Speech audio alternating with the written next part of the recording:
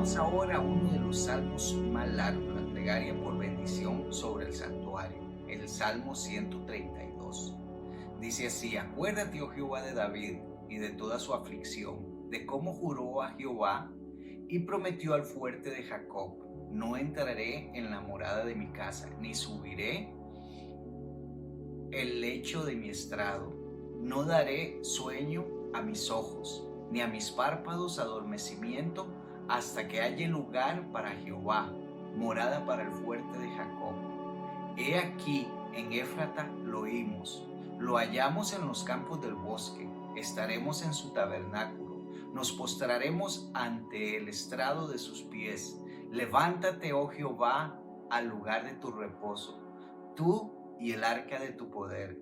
Tus sacerdotes se vistan de justicia y se regocijen tus santos. Por amor a David tu siervo, no vuelvas de tu ungido el rostro.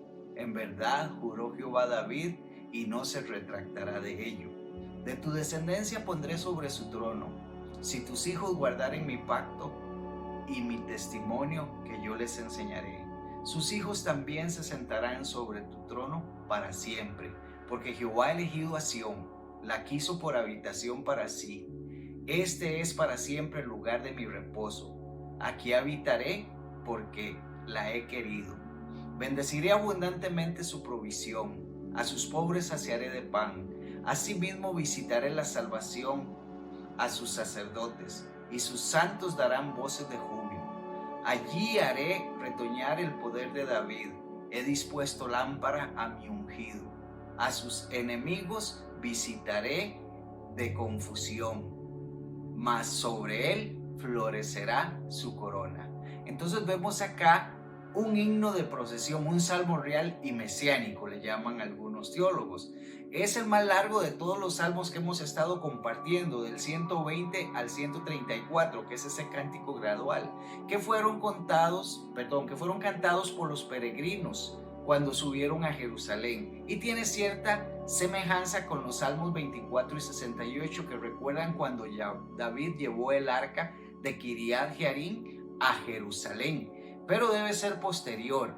Algunos piensan que es posexílico, escrito para la dedicación del segundo templo, aunque Zorobabel no se hubiera llamado el ungido, como aparece en el versículo 10. Es más razonable pensar que tiene su origen en la dedicación del templo de Salomón o alguna conmemoración de ese evento. Varios detalles arcaicos del lenguaje indicarían una fecha del tiempo de Salomón. Y entonces la resolución de David, aquí vemos en los versículos del 1 al 5 que dice desde el principio, y empezamos a ver aquí la línea davídica y el pacto entre Dios y David. Pide que Dios se acuerde de las dificultades que David tuvo para conquistar Jerusalén y llevar el arca. Lo demás de la estrofa de los versículos del 2 al 5 recuenta la promesa que David había hecho a Dios. David amaba a Dios y quiso glorificarlo construyendo su templo.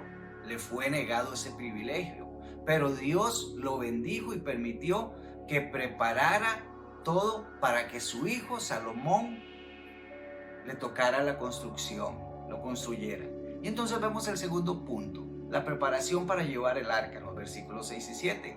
Aún no se menciona, pero los pronombres ella y la se refieren al arca del pacto. Es probable que Éfrata aquí se refiere a la región donde estaba Kiriat Jearim.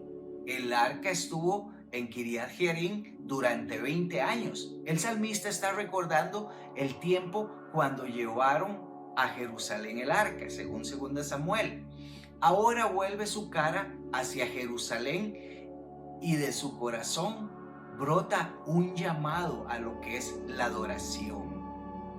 Tercero, la entrada en Jerusalén. Dicen estos versos 8 al 10, levántate. Es lo que decía Moisés cada vez que marcharon con el arca por el desierto, y lo vemos allá en Números. La dedicación del templo de Salomón también. Aquí también el salmista invoca a Dios pidiéndole que actúe. Cuando adoramos, nosotros hacemos lo mismo, pedimos que Dios nos ayude. El arca de tu poder, dice el versículo 8.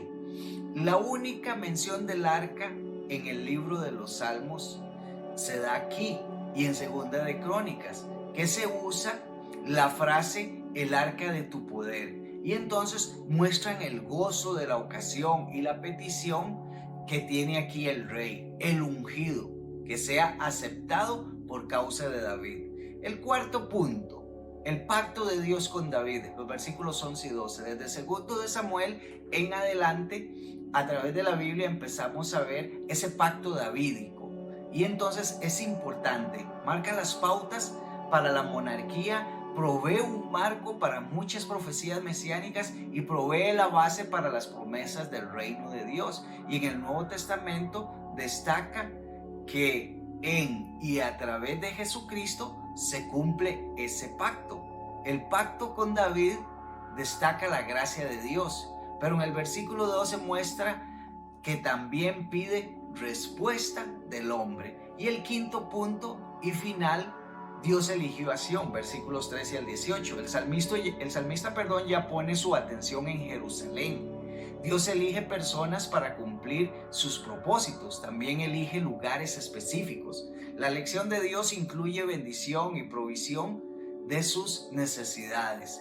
Los primeros beneficios son los necesitados. Y entonces empezamos a ver quiénes, nosotros los que somos beneficiados cuando necesitamos algo de Dios. De toda la Biblia pone énfasis en ayudar a los pobres y desvalidos. Vestiré, dice ese versículo 16, el vestido simboliza carácter y función.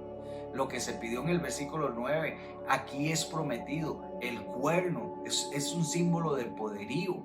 Y entonces empezamos a ver que simboliza el dominio victorioso de nuestro Dios. Una lámpara simboliza la perpetuidad o continuidad de la línea davídica en este caso. Apagar la lámpara significa que uno muere sin dejar descendencia.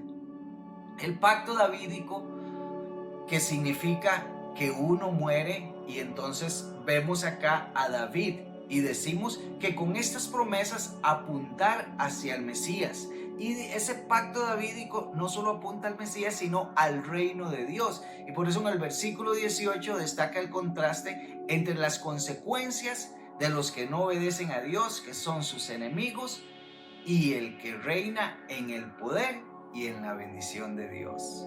Gracias, amigo.